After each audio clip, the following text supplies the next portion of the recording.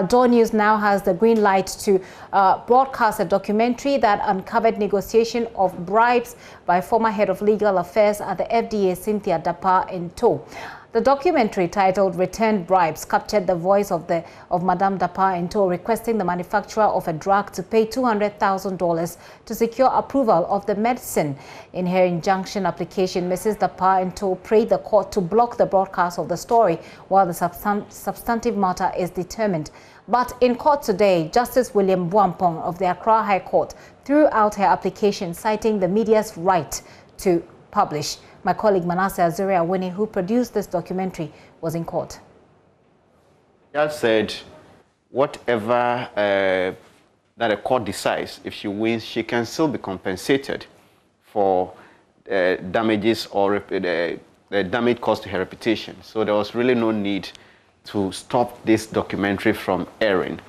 The judge went on to also even mention that the Constitution places some responsibility on us, the media, to help the public to also access information which is guaranteed in Chapter 21 of the Constitution. So, in doing our work, we should not be unnecessarily impeded. And he mentioned the fact that throughout the injunction, defamation cases he read, he realized that they always is a awarding of cost to compensate whoever has had the damages to the person whose reputation has been destroyed or... Okay. Yes. Okay. So in that regard, there was no need to hold on to the publication of this story. Okay.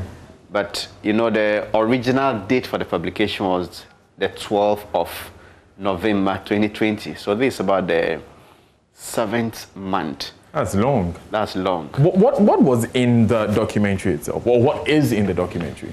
Yes, what is in the documentary has to do with investigating her. But the allegation is that she demanded $200,000 from the producer of QuaFS. And then the man came the following day to give her 600,000 Ghana cedis cash. And she returned it later, and part of the reason was that the negotiation was that he would give $100,000 to the FDA CEO and also give $100,000 to her, the FDA lawyer at the time. But the man came with $600,000, 600,000 cedis, meaning that the $500,000 represented $100,000 yeah, for the CEO. For the CEO, and not her herself. Yes, and for herself, she asked for $100,000 for herself, and not 100,000 okay, cedis. I will get the details, but I'm curious about this. We know the FDA lawyer has been sacked by the FDA. Yes. And there are some other repercussions, but none of this links back to the CEO?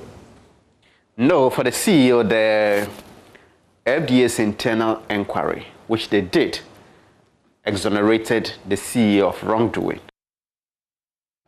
Manasseh Azuri-Awene there talking to Daniel Dati. Well, the documentary airs at 8:30 p.m. Tonight here on the JoyNews channel. You want to make a date, but before that, here is just 50 seconds of what to expect. In less than 4 weeks, the swelling... He was on the standard TB medication, but when he added the Koa, his coughing reduced, he became stronger, he could go to farm.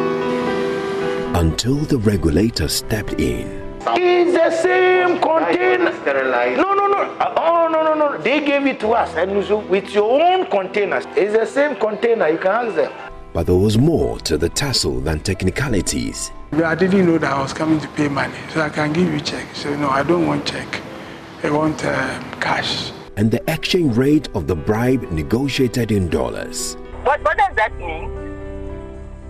Because $100,000, if you were giving her that, would translate into 587.